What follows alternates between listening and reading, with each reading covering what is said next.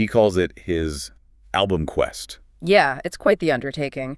We're looking at these blog posts by someone called Stereophonics, and he's basically spent years trying to find the single greatest album ever made, using his own pretty rigid system. It's not just a favorites list, that's the key thing. He's actually running this experiment almost in musical taste, trying to filter his massive collection through this very formal method. Right, a method he totally designed himself. And the method itself is kind of brilliant, actually. Very simple. It's like a World Cup, but for albums. Exactly. He takes 4 albums, totally at random, could be anything, any genre, any decade, 6 them in a group. And then the hard part begins. He listens to them, back to back, multiple times. Yeah, and then he has to rank them. First, second, third, fourth, no ties. And the rules are absolutely brutal. Top 2 move on to the next round.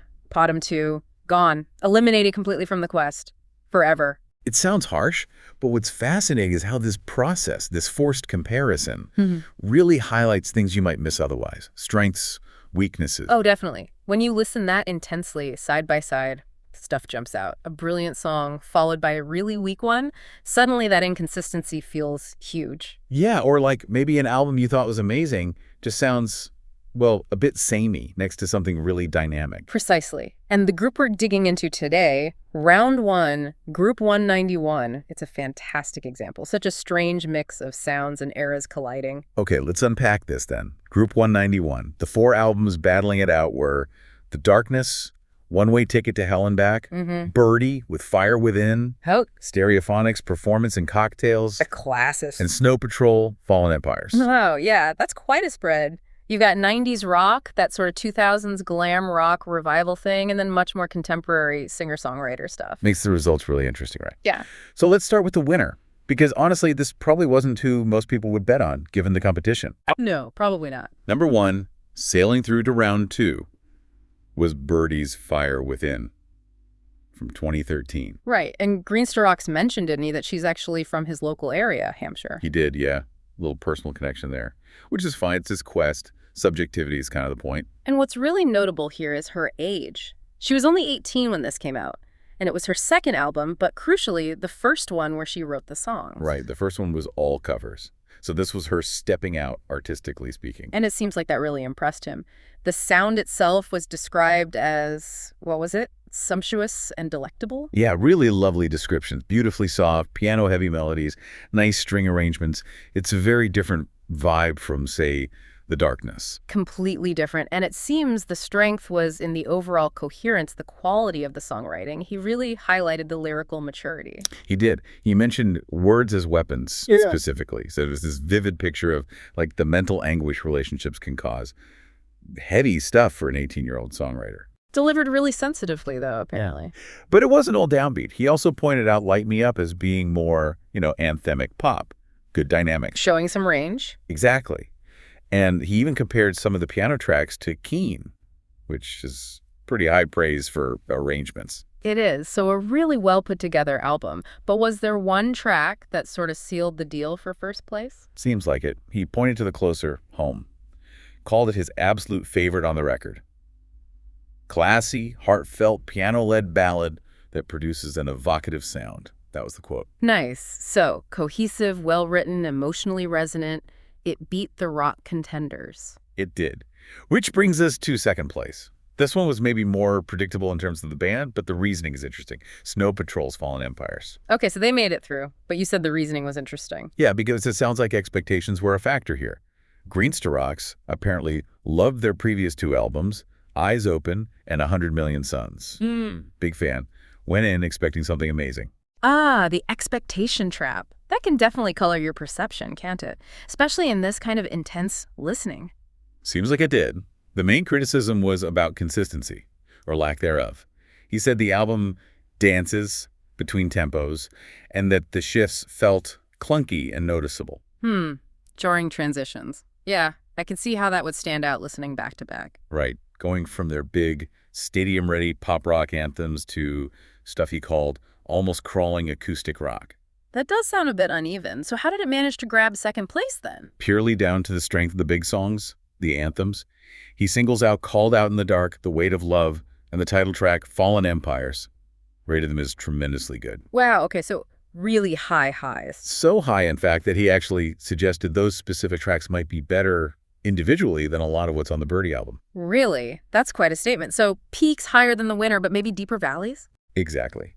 The valleys being the slower acoustic stuff.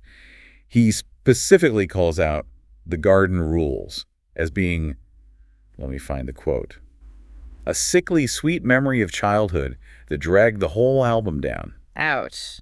Sickly sweet is rarely a compliment in music reviews. No kidding. So it's a case of the album's best moments being good enough to carry it through, despite some significant flaws. Which makes the ranking maybe a bit controversial. You could argue a more consistent album should rank higher, even if its peaks aren't quite as dizzying. Well, yeah, I mean, that's kind of my thought, too. Yeah. How does something clunky, with tracks that actively make it worse, beat out the solid 90s record, like Performance and Cocktails? Doesn't consistency count?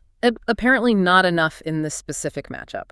The final verdict was clear. Snow Patrol was a solid effort, though, which betters Performance and Cocktails. Those anthems just pushed it over the line. Okay, so that leads us neatly into the eliminations. Third place, Stereophonics, Performance and Cocktails. Right. An album a lot of people, especially in the UK, would consider a bit of a 90s landmark. Their second biggest seller, wasn't it? It was.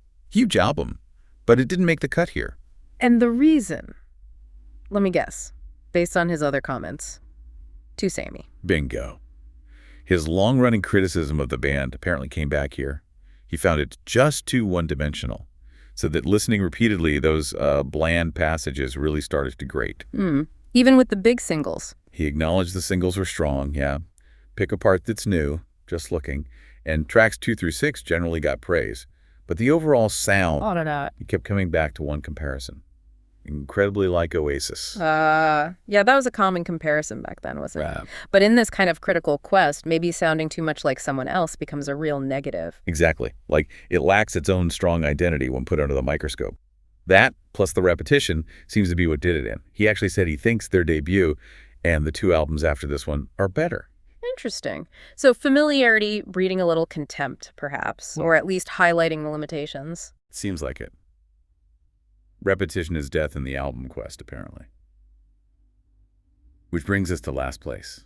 Fourth, The Darkness, One-Way Ticket to Hell and Back. Right. The difficult second album after that massive debut. This one didn't quite land commercially either, did it? No, it really didn't capture the zeitgeist in the same way. And listening in this context, its flaws were apparently really obvious. What was the main issue? It just sounded unfinished. Greenstrokes described it as a little rushed, half-finished, lacking attention to detail, which, for a band like The Darkness that relies on that over-the-top precision, is kind of vital. Yeah, their whole thing is that tight, high-energy, almost theatrical rock. If it sounds sloppy, the illusion's shattered. Totally. He felt like maybe they rushed it out to capitalize on the debut success, just speculation, but the result was the ideas didn't feel fully baked. And the signature sound, the AC/DC riffs, Justin Hawkins' falsetto. Only they're in spurts, apparently. Yeah. It wasn't consistent. Like, they couldn't quite recapture that initial magic across a whole album. Any specific low points mentioned? Oh, yeah. He was quite funny about some tracks. Things like English Country Garden and Dinner Lady Arms were called predictable and cliched, even for them. Okay, yeah, that doesn't sound promising. Predictable is the last thing you want from The Darkness. Right. It just sounded like they were going through the motions on some tracks. Was there anything good? Just one track, really, that got singled out for praise. Bald. He called it an overblown rock anthem that bucks the trend. Bald. Okay. But yeah, one decent anthem isn't enough to save an album in this kind of four-way fight. The overall quality just wasn't there compared to the others. So let's just recap the final standings for Group 191. First place, moving on. Birdy, Fire Within. Yep. Second place, also moving on. Snow Patrol, Fallen Empires. Got it. Third place, eliminated. Stereophonics, Performance and Cocktails. Okay. And fourth place, eliminated.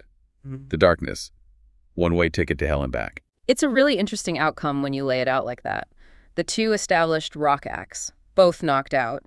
One for being too one-dimensional, the other for kind of failing to replicate past glory. While the winners, well, Birdy's won on consistency and composition. Yeah. A really tightly focused album. Yeah, whereas Snow Patrol sort of scraped through, despite inconsistencies, purely on the strength of their best moments. So what does this all mean for you, the listener, following this album quest? I think it really shows that legacy, sales, reputation, None of that matters much in this specific format. Absolutely. It's all about how the album performs under pressure, in direct comparison.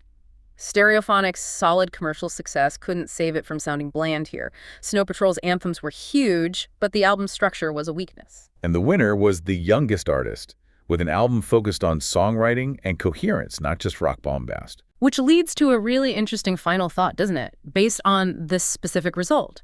We saw Fallen Empires get through, even with those clunky bits and weaker tracks, just because its peaks were so high. It beat the more consistent but maybe less spectacular Stereophonics album. Right. So it makes you wonder, doesn't it? When you're thinking about what makes an album great, or even the best. How do you weigh those factors? Is consistent, solid quality across the board more important? Or can a few moments of absolute brilliance make up for some real flaws? Like, do you prefer the album that's a steady, reliable 8 out of 10 all the way through? Right. Or the one that has some 10 out of 10s, but also some 5 out of 10s? Exactly. There's no single right answer, obviously. But this group and this album quest really forces you to think about what you value most in an album. Something to chew on.